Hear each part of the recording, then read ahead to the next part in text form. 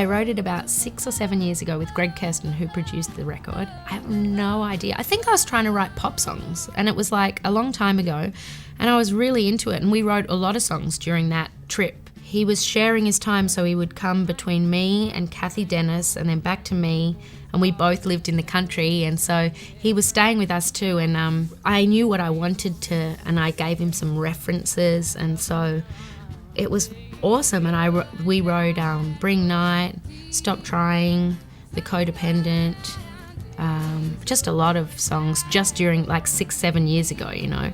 And at the time I was kind of a party animal. I mean, I lived in the countryside, I rarely partied, but when I did, I partied like hard.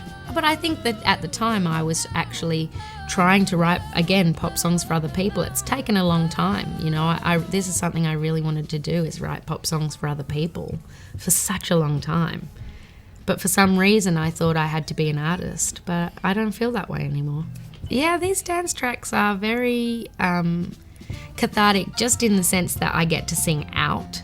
So the quieter stuff, the more introspective stuff, can sometimes not really read well live. It's quite difficult live because it's real close mic stuff. The belty stuff is where I get a lot, like, I don't know, I feel like singing, you know, like when you sing in the car and nobody's in the car with you and you're like belting it out, and it's like you get like a vibration in your body that must be healing because it feels so good to do it.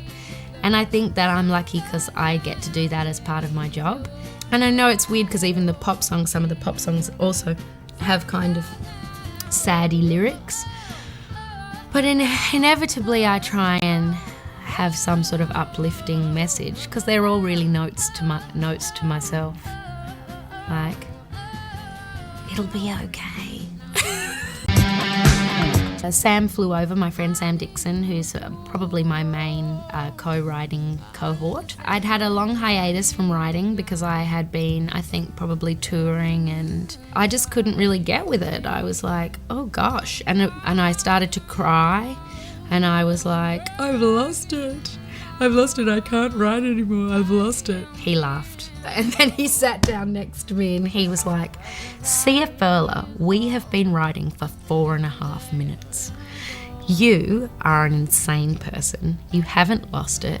Just give it a chance. And I was like, okay. And then we wrote I'm in Here. So it was a weird one. And then we wrote Clap Your Hands, same day.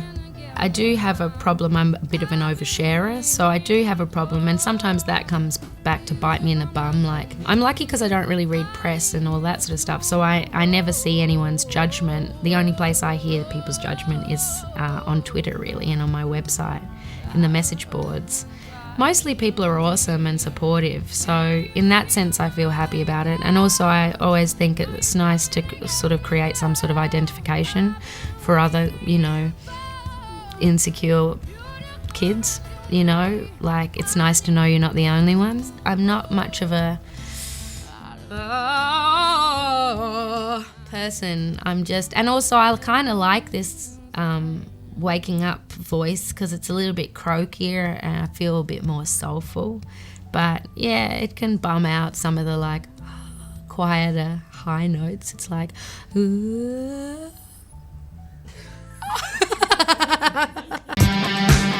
I just didn't realise that it was going to have... I mean, I thought it was a good song. It was one of those that resonated straight away. You sometimes know when you've got a good one that is feel good, or you just know it has something.